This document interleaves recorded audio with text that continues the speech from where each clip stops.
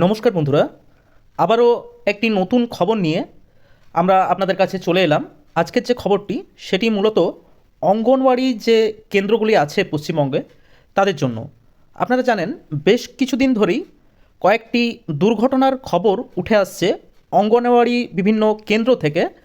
আপনারা সকলেই অবগত, অঙ্গনওয়াড়ি কেন্দ্রগুলিতে যেসব রান্না করা হয় তা মূলত কয়লা বা কাঠের উনুন থেকেই করা হয়। এর ফলে বিভিন্ন রকম দুর্ঘটনার জন্য এখন থেকে এলপিজি সিলিন্ডারে রান্না করার সিদ্ধান্ত নিচ্ছে রাজ্য সরকার। এবং এই এলপিজি সিলিন্ডারের রান্না সমস্ত যে পশ্চিমবঙ্গের অঙ্গনওয়াড়ি কেন্দ্রগুলি আছে সেগুলিতে কিন্তু অনুমোদন দিয়েছে রাজ্য সরকার। আপনারা হয়তো অনেকেই জানেন, দক্ষিণ দিনাজপুরে একটি অঙ্গনওয়াড়ি কেন্দ্রের কয়লার উনুনে রান্না করতে গিয়ে সোমবার দুর্ঘটনায় মৃত্যু হয়েছে একজন আইসিডিএস কর্মীর। সেই ঘটনা থেকে পশ্চিমবঙ্গের বিভিন্ন যে অঙ্গনওয়াড়ি কেন্দ্রগুলি আছে সেগুলির রান্নার জন্য যে আগে কয়লা বা কাঠের ব্যবহার হতো তা কিন্তু রদবদল করে আনছে রাজ্য সরকার। মঙ্গলবার রাজ্যের মন্ত্রী শশী পানা জানিয়েছেন, এখন থেকে রাজ্যের সব অঙ্গনওয়াড়ি কেন্দ্রগুলিতে কয়লার উনুনের পরিবর্তে এলপিজি সিলিন্ডারে রান্না করা হবে।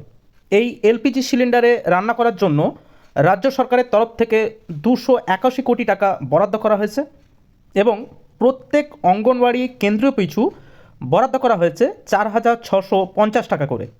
এছাড়াও জানা যাচ্ছে অঙ্গনওয়াড়ি কেন্দ্রগুলিতে অগ্নি নির্বাপন যে ব্যবস্থা আছে বা যে কেন্দ্রগুলিতে এই ব্যবস্থা নেই সেই সব কেন্দ্রগুলিতে এই ব্যবস্থা উন্নতি করার দিকেও নজর দেবে রাজ্য সরকার।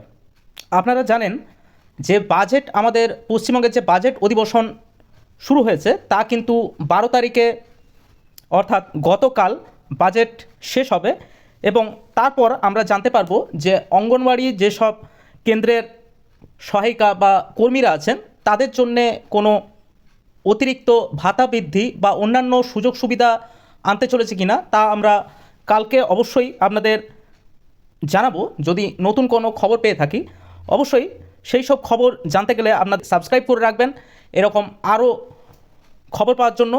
নমস্কার, আজকের এই ভিডিওটি দেখার জন্যে ধন্যবাদ।